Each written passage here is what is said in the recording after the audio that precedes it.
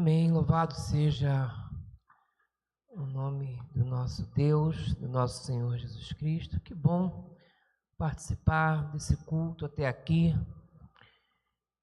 tão bem preparado aí pelo Ministério de Música, ver aqui os nossos jovens louvando a Deus, né, com tanta dedicação.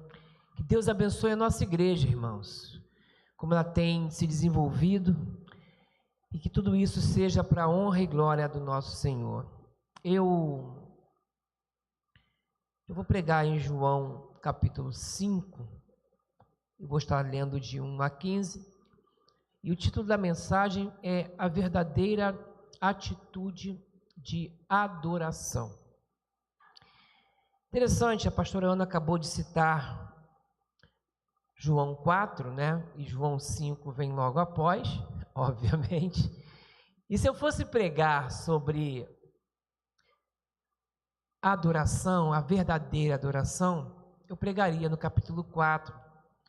E seria o texto que eu iria usar, porque nesse diálogo com a mulher samaritana, Jesus vai dizer, um texto que está marcado nos nossos corações, João 4:24, que os verdadeiros adoradores são aqueles que adoram em espírito e em verdade.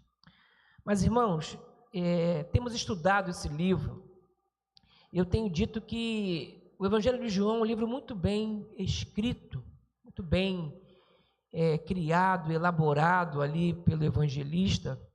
E dentre umas coisas que sempre me chamou a atenção é a forma como ele vai construindo os assuntos. Já disse a vocês que são sinais, e ele vai então colocando placas, sinalizando sobre aquilo que ele vai fazer, sobre aquilo que ele quer ensinar, e às vezes de maneira difícil até de entender. Por exemplo, é curioso e é interessante notar que no capítulo 10, ele dá ênfase à vida, ele fala até que ele veio para que tenham vida e a tenham em abundância. E no capítulo 11, ele vai dar vida a Lázaro, ele ressuscita o morto.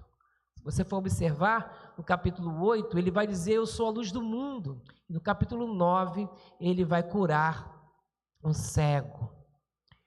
Ele vai dizer que ele multiplica os pães e a seguir ele ensina que Jesus é o pão da vida. Ele vai construindo o seu enredo dessa maneira. E no capítulo 4, ele fala sobre adoração, sobre a atitude de adoração, sobre a verdadeira adoração, sobre adorar em espírito e em verdade. E no capítulo 5 acontece algo muito interessante que nós vamos ler. Existe uma festa no templo de Jerusalém, exatamente onde a mulher samaritana disse, não é lá que os judeus adoram? E ele vai para a festa, ele vai para a adoração, mas ele não vai ao templo. E nós vamos ver então qual a verdadeira atitude de adoração. João 5, de 1 a 15, para lembrarmos então da história, diz assim: Depois disso, Jesus voltou a Jerusalém para uma das festas religiosas dos judeus. Dentro da cidade, junto à porta das ovelhas, ficava o tanque de Betesda, com 5 pátios cobertos. Ficavam ali cegos, mancos, paralíticos, uma multidão de enfermos, esperando o movimento da água.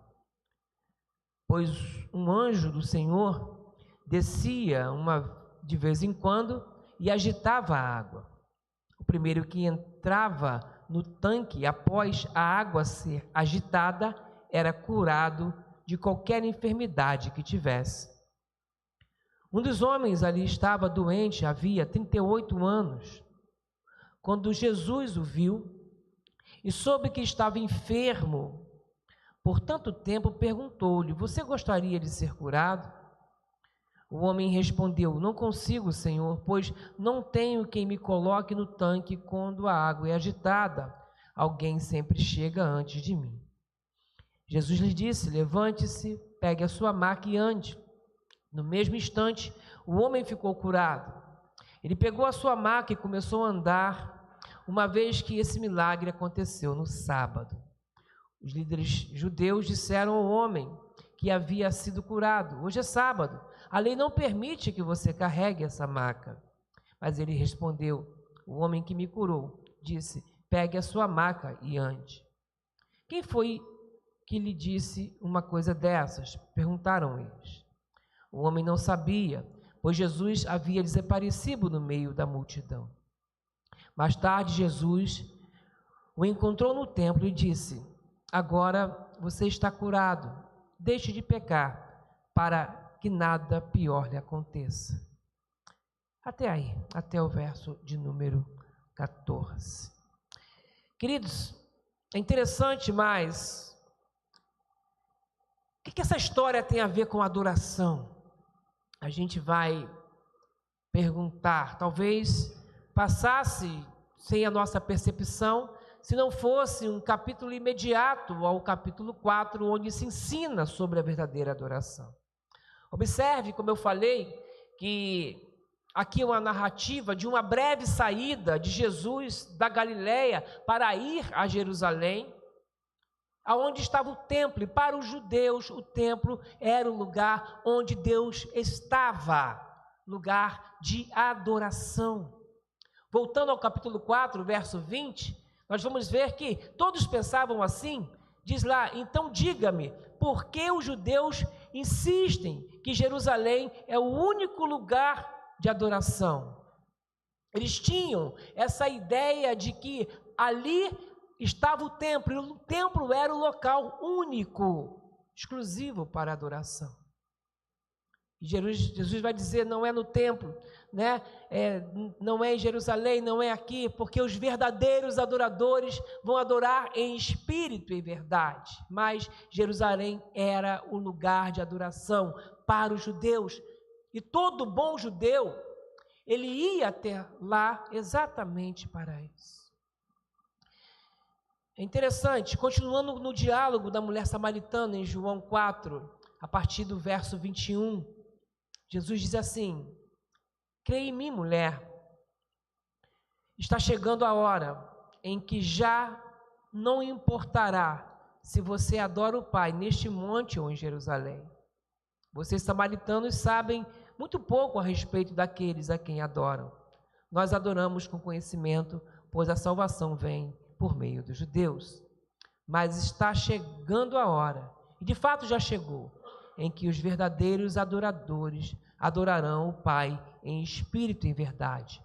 O Pai procura pessoas que o adorem deste modo, pois Deus é espírito e é necessário que seus adoradores o adorem em espírito e em verdade. Depois disso, vem então o capítulo 5 que nós lemos, e Jesus vai a Jerusalém porque lá havia um culto, havia uma festa, mas ele não vai à festa. Ele vai para um tanque onde estava uma multidão de pessoas necessitadas, uma multidão de enfermos, de cegos, de coxos, paralíticos.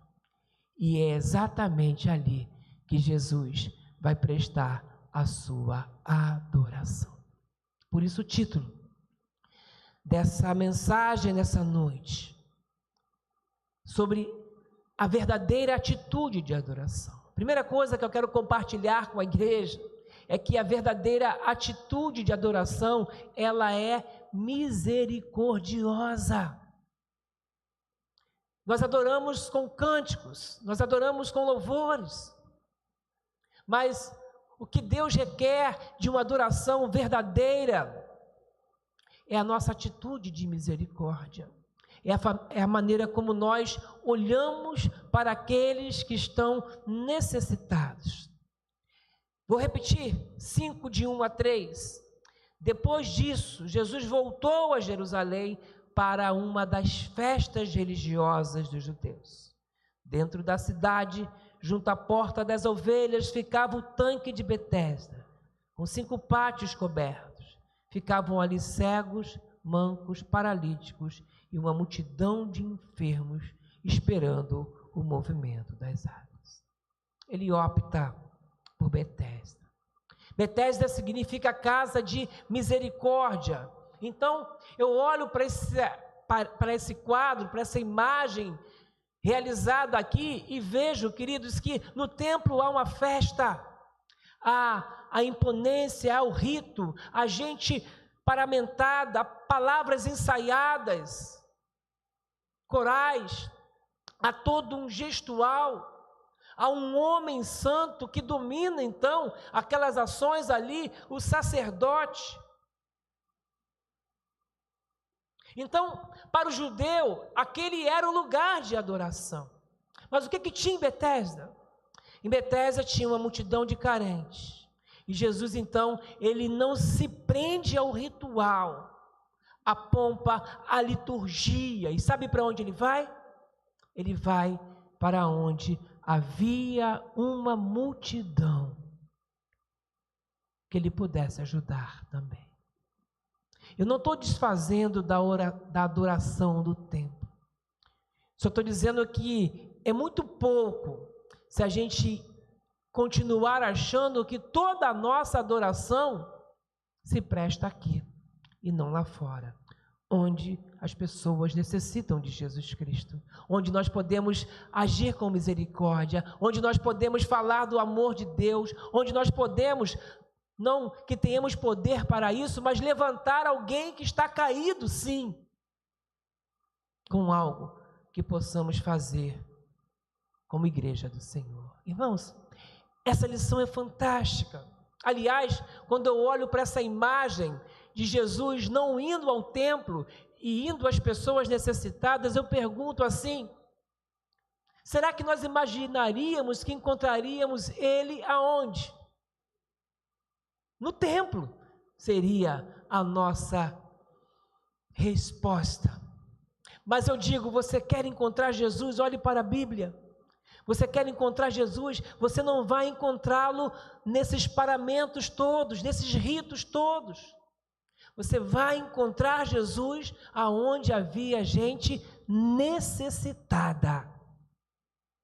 E era ali que ele estava. E ali que a igreja deve buscar estar também.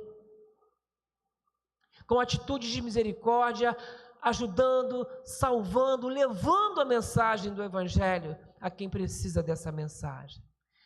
Quando olhamos, nós vamos imaginar onde Jesus se sentia mais à vontade. Olhe para a Bíblia e você vai ver que ele se sentia muito mais à vontade numa multidão de carentes do que numa multidão de religiosos, o tempo todo. Aliás, nós vamos ver Jesus na Bíblia sempre tendo dificuldades exatamente com aqueles religiosos que estavam entendendo que estavam prestando uma adoração verdadeira. É interessante que em Lucas 19, verso 46, diz assim: as Escrituras declaram: meu templo será casa de oração, mas vocês transformaram num esconderijo de ladrões. Era por isso que ele não estava no templo. Era para ser uma casa de oração, mas eles transformaram a verdadeira função do templo criado para a adoração do Senhor. Ele é o homem que veio para exercer misericórdia. E se a igreja quer ter uma atitude real de adoração, a igreja deve entender que nós também podemos prover misericórdia. O Evangelho de João, ele mostra o templo sempre como este lugar, às vezes de falsidade, de aparência e tantas outras coisas assim. Então, meu querido, se você deseja ser um verdadeiro adorador, não se contente somente com estar na igreja, cantando hinos, participando de liturgias e de ritos. Seja você também como Jesus, aquele que pode exercer misericórdia a quem de fato precisa. Em Mateus 12, 7, Ele diz assim: vocês não teriam condenado os meus discípulos inocentes se soubessem o significado das Escrituras. E diz lá: quero que demonstrem misericórdia, não que ofereçam sacrifícios. Quando Jesus olhava as multidões, multidão que o Sinédrio, numa certa vez, disse assim para Nicodemos: essa multidão é maldita. Quando Jesus olhava as multidões, a Bíblia diz que ele se enchia de quê? Compaixão.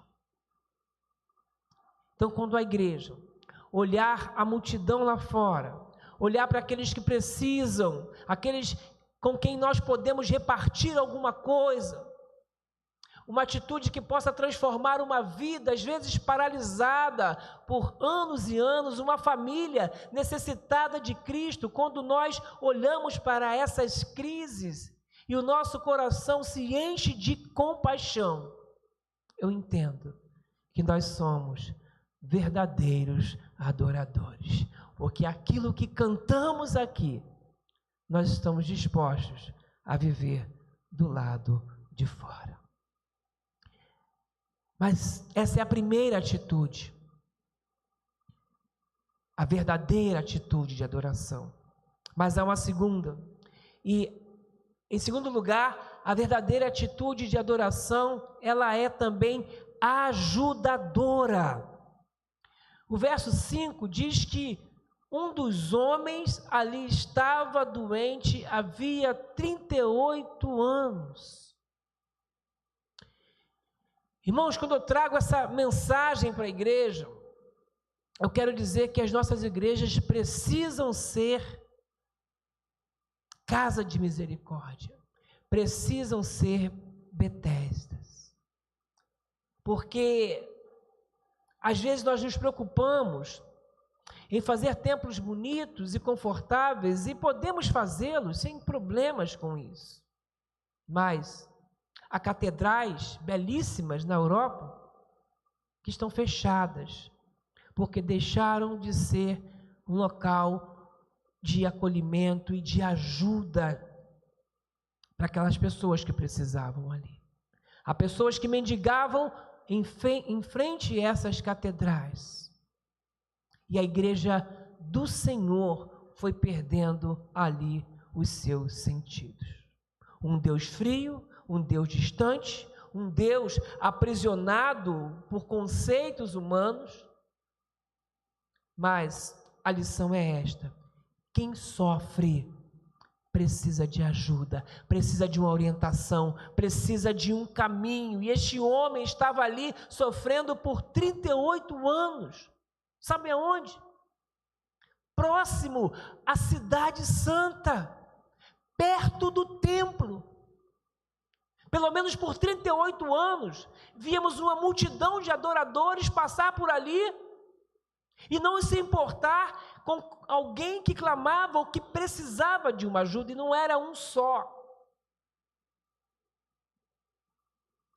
Isso me chama a atenção, porque quantas vezes nós caminhamos para a casa do Senhor, bem vestidos, arrumados, com os nossos carros, com os nossos Uberes, e não nos damos por conta das pessoas que nós pulamos na calçada, que precisam ou poderiam precisar de uma atitude de ajuda de nós, como membros da igreja. Certa vez Jesus contou uma história assim, Lucas 10, e eu vou ler do 30 ao 33, ele diz assim: Jesus respondeu com uma história. Certo homem descia de Jerusalém a Jericó, quando foi atacado por bandidos. Eles lhe tiraram as roupas, o espancaram e o deixaram quase morto à beira da estrada. Por acaso, descia por ali um sacerdote. Quando viu o homem caído, atravessou para outro lado da estrada. Um levita fazia o mesmo caminho e viu o homem caído, mas também atravessou e passou de longe. Então veio um samaritano e, ao ver o homem, o que diz? Teve compaixão dele. No final desse texto, Jesus pergunta: qual deles teve a atitude correta? Qual deles tem a vida eterna? Qual deles é o verdadeiro adorador? Aquele que usou de compaixão com quem necessitava. Porque a verdadeira adoração, ela é capaz de prestar socorro, ela é ajudadora. Nem sempre o verdadeiro adorador, nós vimos no texto, é aquele que é o sacerdote e o levita. Se o coração dele não estiver envolvido de compaixão, e se ele não tiver ali a disponibilidade, às vezes, de ouvir, em alguns momentos, aquele que estão necessitados. Irmãos, por que eu estou dizendo isso mais uma vez à igreja? Porque em nome de Jesus nós precisamos fazer algumas coisas pelo nosso bairro. E Deus tem nos movido para isso. Não esquecemos, nós estamos estruturando um projeto que nós chamamos de Luz para a Freguesia, que Deus está nos dando cada vez mais clareza de que nós podemos cooperar com as pessoas do nosso bairro, preventivamente, com os jovens, podemos ajudar na instrução, na educação. Estamos trazendo alguns projetos para a igreja, projetos sociais, porque essas coisas nos incomodam, porque nós queremos ser o quê? Verdadeiros adoradores, que adorem em espírito, mas que adorem em verdade, com atitudes de misericórdia, com atitudes ajudadoras. Tiago escreve da seguinte maneira, no capítulo 1, verso 27.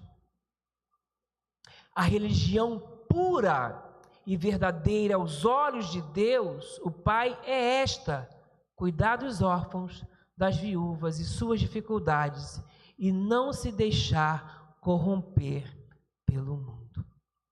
Então, a verdadeira atitude de adoração, aquela que vai dar legitimidade, que vai confirmar, referendar o que fazemos, o que aprendemos aqui, ela será vivida do lado de fora, quando a nossa compaixão pelas mazelas, pelas dificuldades das pessoas for transformada em atitudes de ajuda.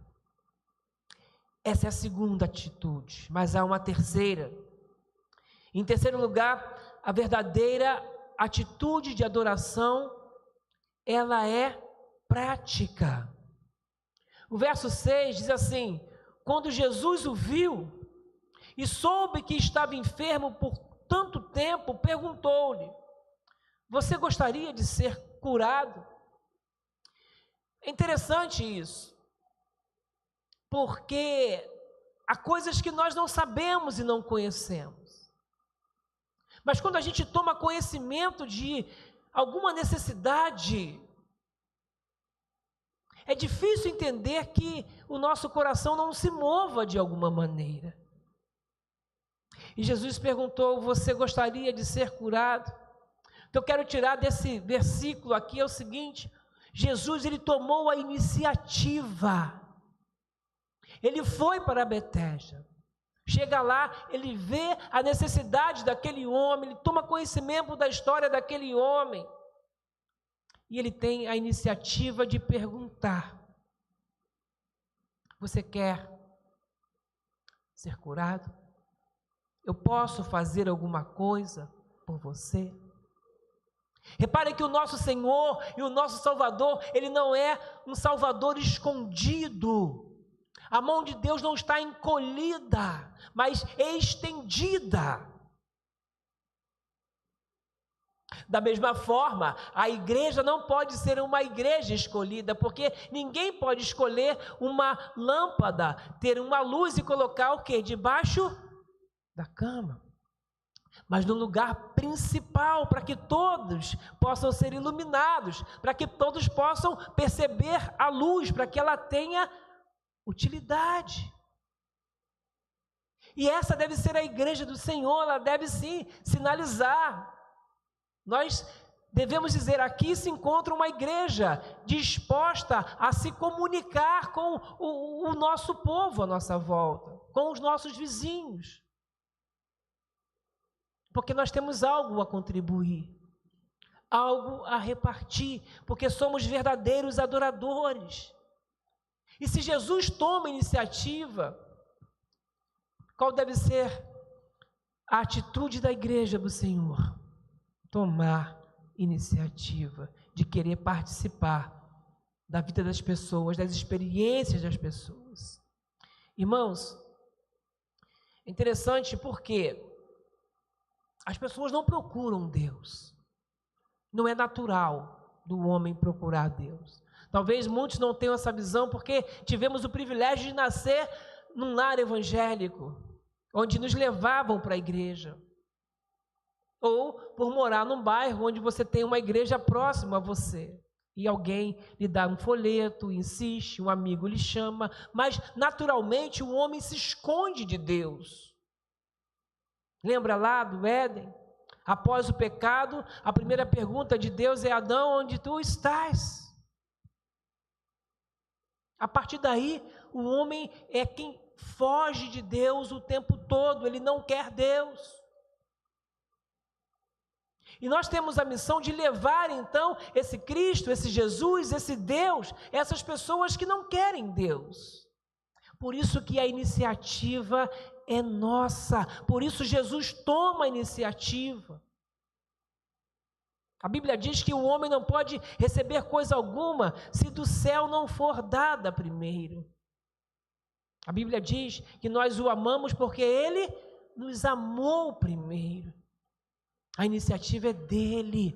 Então, igreja do Senhor, a iniciativa deve ser sim nossa.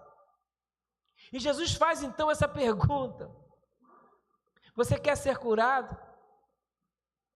Alguém diz: poxa, é óbvio, Jesus. Ele estaria há 38 anos tentando pular naquela água de alguma maneira. E você pergunta se esse homem quer ser curado. Por que uma pergunta tão óbvia? 2 motivos. Primeira coisa, Jesus, ele quer despertar esperança no coração daquela pessoa. Ou seja, você pode ser curado, você quer isso? Jesus está dizendo nessa noite para você, você pode ser salvo, amém? A sua família pode ser transformada, o seu casamento pode ser transformado. Ele quer despertar esperança no seu coração. Seu filho pode retornar aos caminhos do Senhor, pode sair dos vícios e tantas outras coisas. Ele está te perguntando, você quer isso? Ele quer despertar no seu coração essa esperança. Não cesse então de orar, de buscar, aproxime-se dele. Por isso essa pergunta. Além de esperança, ele quer despertar fé. É possível, você quer, você crê que é possível. E essa é a nossa função enquanto igreja neste mundo. Nós estamos aqui para despertar esperança, para falar de fé, para fazer com que as pessoas venham crer e cresçam na fé. A igreja precisa também tomar a iniciativa de ajudar os necessitados de um mundo tão sem esperança, de um mundo descrente. Irmãos, hoje nós conversamos com as pessoas nas ruas e as pessoas só dizem assim: olha, minha vontade, não tenho mais esperança nesse mundo. Eu quero sair dessa cidade, eu gostaria de morar no interior, eu gostaria de morar em outro país. As pessoas estão desesperançadas. Mas nós temos o quê? Uma mensagem de esperança. Não adianta trocar de cidade, não adianta trocar de país, até melhor em alguns casos, mas você precisa de Jesus Cristo. Você precisa entender que um dia nós vamos morar na cidade celestial. Um dia toda essa história aqui vai terminar e nós precisamos ensinar sobre essa viva esperança que precisa abundar no coração das pessoas. Irmãos, nós precisamos tomar a iniciativa de algumas coisas, de fazer pelo próximo aquilo que nós podemos fazer. Nessa noite, Jesus está perguntando: eu posso mudar a sua vida, você quer?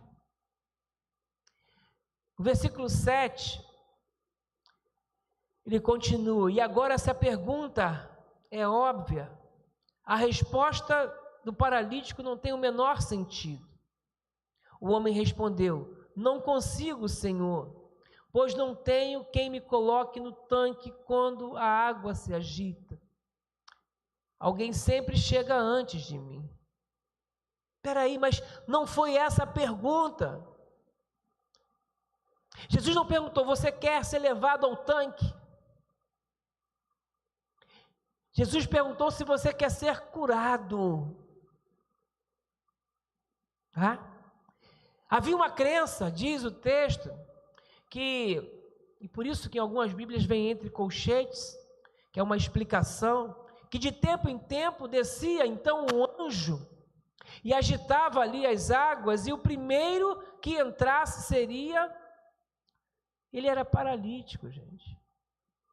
Até o cego podia até errar o poço, mas ele ia chegar primeiro que o paralítico.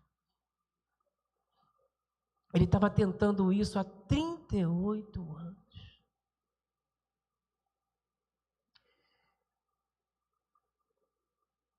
Há muita gente hoje esperando que algumas superstições se cumpram em sua vida. Há muita gente hoje colocando a esperança e a fé em atitudes e coisas que não levam a nada. E nessa noite, Jesus está perguntando, além de outras coisas: você quer ser um verdadeiro adorador? Você quer que eu lhe faça o que você precisa? Confie nas palavras de Jesus. Mas uma vez por ano vem um anjo e mexe.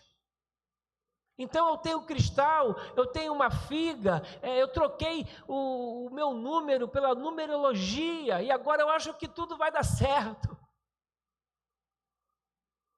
E ficam aí as pessoas sem esperança, sem conhecimento, esperando algo que não é possível que aconteça. Enquanto nós, igreja, temos Jesus. E podemos levar Jesus Cristo de maneira clara, de maneira prática a essas pessoas que não têm nenhuma resposta. Você quer ser curado? O texto continua, e no verso 8 diz assim: Jesus disse: levante-se, pegue a sua maca e ande. Vai ficando estranho, né? Como assim levantar? Eu sou paralítico. Meu problema é exatamente esse. Levanta. É uma ordem de Jesus. Jesus é prático. A necessidade dele era o quê? Andar. E Jesus disse o quê? Levante e ande. Entende? Qual que é a sua necessidade? Porque é nela que o Senhor pode atuar nessa noite. Às vezes nós escondemos os nossos problemas, não colocamos eles de maneira clara diante de Deus, diante do Pai. Damos voltas até para falar com Deus. Qual que é a sua necessidade nessa noite?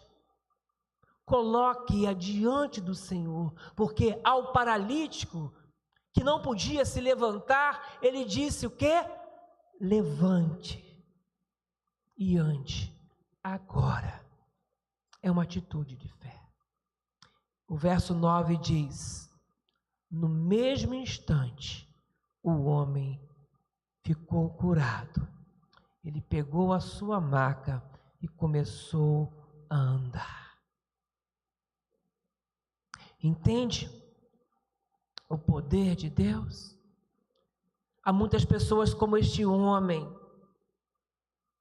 com a vida em desacerto, profundamente infelizes, desorientadas, vendo a vida passar, vendo os outros alcançando tantas coisas, colocando a expectativa da vida em coisas que não mudam a vida de maneira nenhuma, numa crendice humana, numa atividade humana. Igreja, essas pessoas precisam de Jesus. E se nós somos verdadeiros adoradores, nós vamos entender que nós temos a função, o dever de tomar a iniciativa e levar Jesus a essas pessoas. Essa é a terceira atitude. Mas há uma quarta atitude. E a quarta atitude de adoração, ela é coerente. O verso 10 diz: os líderes judeus disseram ao homem que havia sido curado: hoje é sábado, a lei não permite que você carregue a sua maca. Irmãos, temos aqui um contraste. Vimos a atitude de Jesus para com o homem e vemos a atitude dos fariseus. Hoje é sábado, então hoje não é dia de carregar a maca. Ou seja, ficar paralítico tudo bem, não importa o dia, mas ser curado não pode. Eu digo isso porque às vezes quando nós tomamos e vemos pessoas que tomam atitude de entregar a vida a Jesus, elas começam a receber críticas. A pessoa estava lá, jogada à margem da sociedade, usando drogas, bebendo, e estava tudo bem. Aí quando ele se converte, resolve ir para a igreja, pode ser que tenha alguém aqui, alguém começa a criticar: agora você é crente. Ou seja, ser alguém que está entregue aos vícios, pode. Ser alguém entregue às festas, às bebedices, às questões dessa vida, pode. Agora, quando a pessoa resolve acertar a vida, vem sempre alguém para criticar e dizer que aquilo não está certo. Agora você vai lá, dá dinheiro lá dizem que é para o pastor, né? Vem as críticas para desanimar a sua fé. Não ouça isso. Mas entenda que a verdadeira atitude de adoração, ela é coerente. Por quê? No início eu falei que Jesus, como um bom judeu, ele foi a Jerusalém com o propósito de adorar. E chegando lá, ele foi então praticar a verdadeira adoração, que não era no templo que se praticava. Lá, naquele poço, havia uma multidão de pessoas que não podiam entrar, aonde? No templo. Um paralítico, por seus defeitos físicos, ele não podia, ele não era qualificado para ser um adorador naquela religião, naquela igreja tão preconceituosa. Esse homem foi curado. E sabe para onde ele foi? Imediatamente, após ser curado? Para o templo. Sabe o que ele estava dizendo? Agora eu posso adorar. Agora eu posso entrar no templo. Como se estar no templo fosse o suficiente para ser um adorador. E Jesus disse assim: sim, agora você pode estar no templo. Coloca o verso 14, João. Mais tarde, Jesus encontrou no templo Ele disse: agora que você está curado, deixe de pecar, para que nada pior lhe aconteça. A pior coisa que pode acontecer nas nossas vidas é você entender que está aqui, disfarçado de adorador, e pode continuar pecando. É a pior coisa. A verdadeira atitude de adoração, ela é coerente. Ela acontece aqui e deve acontecer em espírito e em verdade. E ela deve acontecer lá fora. Aqueles que estão lá fora, eu digo, igreja, nós precisamos ir até eles. Aqueles que estão aqui dentro, tenhamos as nossas vidas coerentes, para que algo pior não nos aconteça.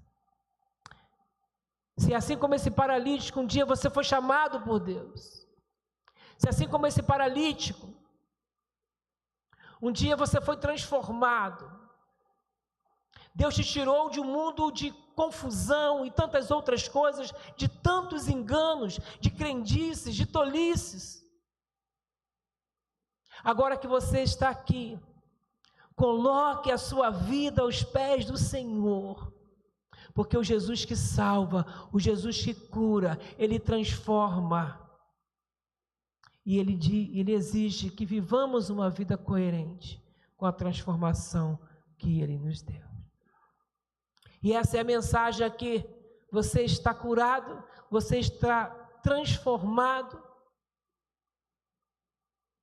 Conserte a sua vida com Deus, para que você seja, de fato, de maneira coerente, um verdadeiro adorador.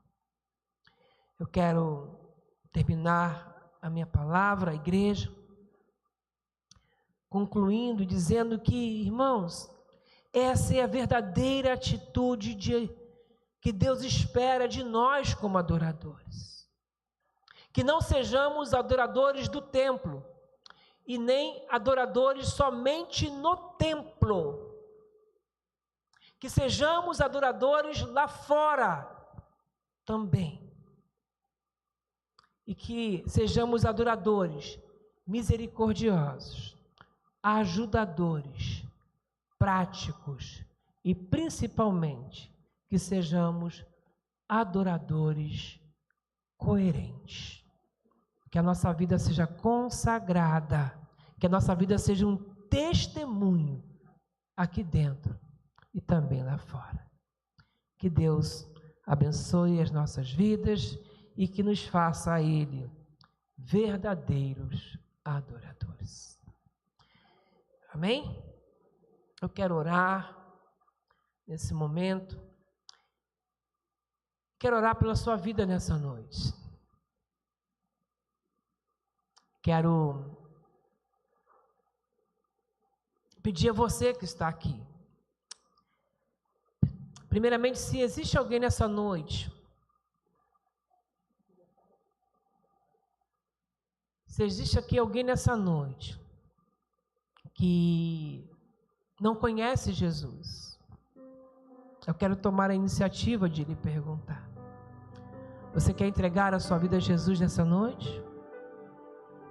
Alguém aqui que ainda não tomou a sua decisão? Alguém aqui que está afastado do Evangelho e quer retornar, quer se reconciliar?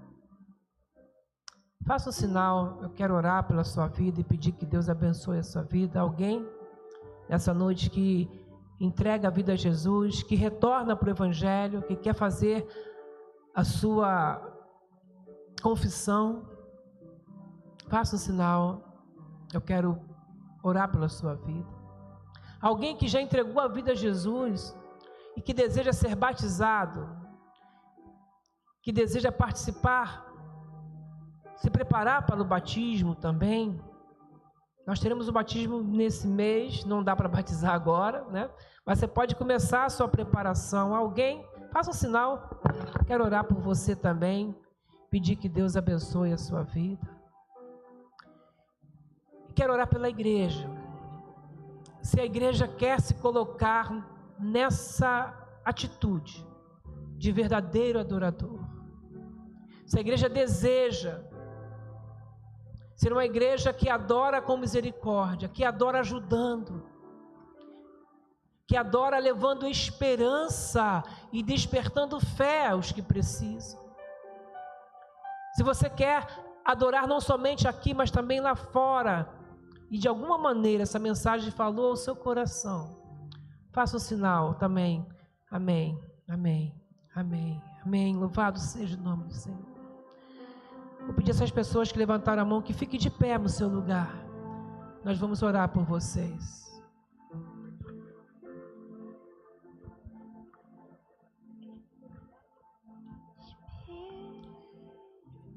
Eu vou orar então.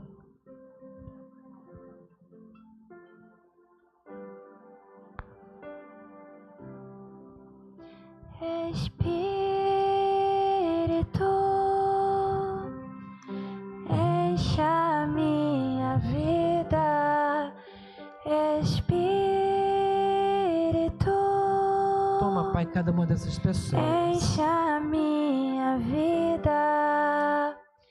Enche-me do teu poder, pois de ti eu quero ser. Espírito, enche o meu ser. Pai, toma cada um, Pai, que se colocou de pé nessa noite. Cada um, Pai, que quer ser um adorador de verdade, Pai. Quer organizar o seu tempo, Pai. Às vezes nós somos tão envolvidos nas nossas necessidades na igreja, na nossa casa. Somos tão cheios de atividades. E quando viemos para o templo, Pai, passamos de lá, passamos de longe, de tantas pessoas, Senhor Deus, e achamos que estamos fazendo o correto. Mas nós queremos ser verdadeiros adoradores, Pai. Queremos adorar em espírito e em verdade. Queremos ter atitude de adoração, Pai. Portanto, Tu toma cada um que se colocou de pé nessa noite, Pai, e dá a eles uma oportunidade, que eles possam ter oportunidades e ter também iniciativa, Pai, de fazer alguma coisa, Senhor Deus, pela multidão que necessita, de ter o coração, Senhor Deus, movido de compaixão, Pai, a começar em mim, Senhor Deus. Eu faço essa oração e consagro, Pai, cada um dos Teus filhos. No nome de Jesus, nós oramos. Amém. Todos de pé. As minhas mãos eu quero levantar e em louvor te adorar.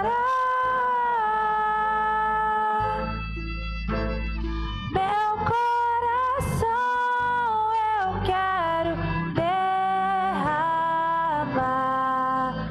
diante do teu altar.